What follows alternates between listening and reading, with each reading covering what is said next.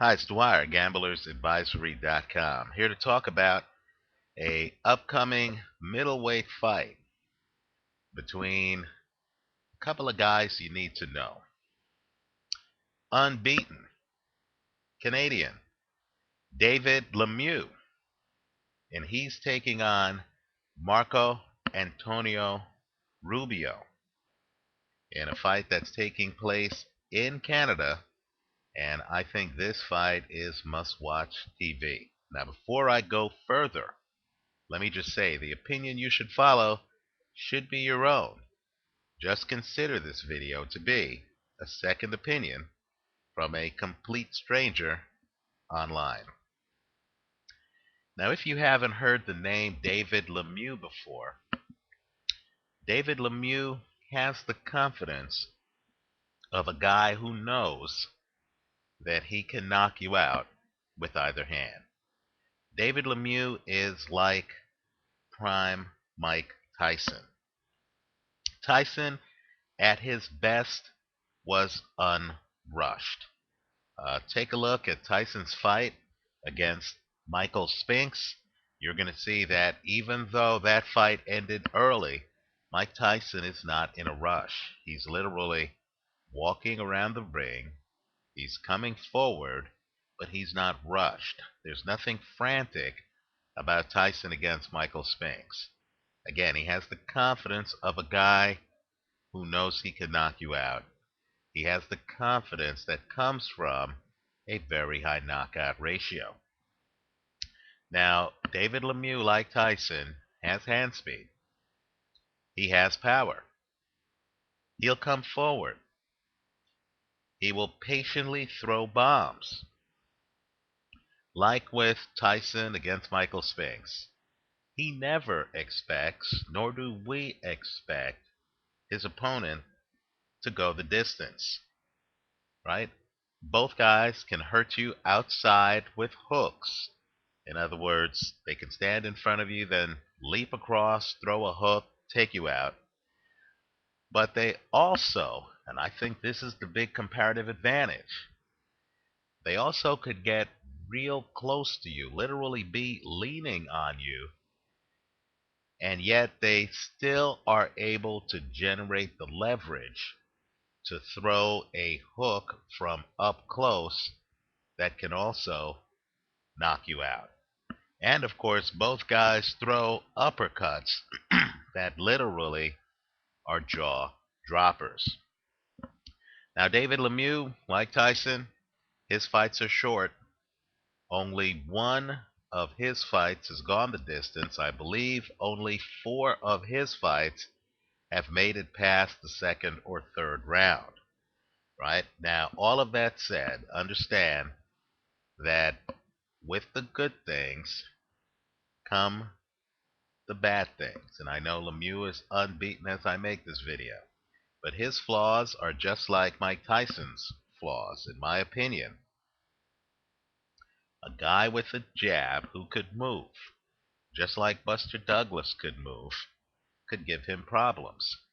There was a hint of this, granted a very small hint, in his fight against Delray Reigns, right? A taller guy who can fight outside, who can move for the first few rounds of the fight, who can hit him on the top of the head because Lemieux fights small.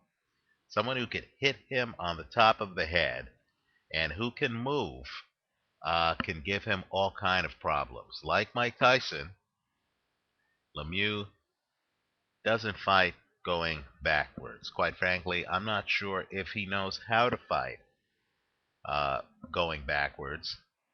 I even wonder if someone could get underneath him inside and rough him up like Evander Holyfield did to Mike Tyson. Now, Marco Antonio Rubio, don't sleep on him. I know we lost to Kelly Pavlik, but understand there was a length dynamic in that fight. Pavlik was a taller man. Rubio is roughly the same height as Lemieux. There was a height dynamic in the Kelly Pavlik fight that won't be there for this one. And understand that Rubio has a very heavy punch. In particular, he has a very heavy right hand, right? He uses space and distance a little bit more than Lemieux, but like Lemieux, he primarily comes forward and takes you out. The bet I'm recommending in this fight, and keep in mind, we're talking about two guys with very heavy hands. The bet I'm recommending is to take both by KO. I'm not going to take one or the other because I know when a guy has punching power and when his opponent is not exactly a defensive wizard. In other words, there's no Pernell Whitaker or Floyd Mayweather in this fight. These are two bombers with complete confidence in their punching power, squaring off, and neither guy fights backing up. What that tells me is that somebody is going to get knocked out. And I don't want to fool around in this one with over-unders because I'm expecting, and I haven't seen the odds on this, but I'm expecting the over-under to be awfully low, as it should, when you're dealing with two guys with the knockout ratios that these guys have. I don't want to fool around with a low over-under. What I would rather do is to get the entire fight by just taking both guys by knockout. I simply do not see how this fight goes the distance. I suspect that this fight could be over awfully early because when the guys get together, both guys know how to hide their hands. In other words, they aren't going to linger in there throwing many big punches, to allow the other guy to figure out the punch angles. Rather, Lemieux, like Tyson, keeps his hands close to him, then only unleashes them when he's ready to hit the target. And Rubio is one of these slick veterans. He's been in the game a long time. He's one of these slick veterans who stays outside, will keep his right hand kind of hidden. He'll even play games with his left hand just to hide it. Then he'll throw it when he means business. So I think somebody in this fight's going to get knocked out. I think this is going to be a thrilling fight. I think in any fight in which either of these guys are participants, you have to have a straddle of that guy winning by KO. Let me also say, too, that the problem with very heavy-handed guys is that when they get to the second half of the fight, they start to panic. They're so unaccustomed to going further than just a few rounds that if you push them into the last third of the fight, they literally don't know what to do. I believe Rubio quit against Kelly Pavlik, right? David Lemieux really doesn't know what the later part of a fight is like, especially one where he's getting pushed.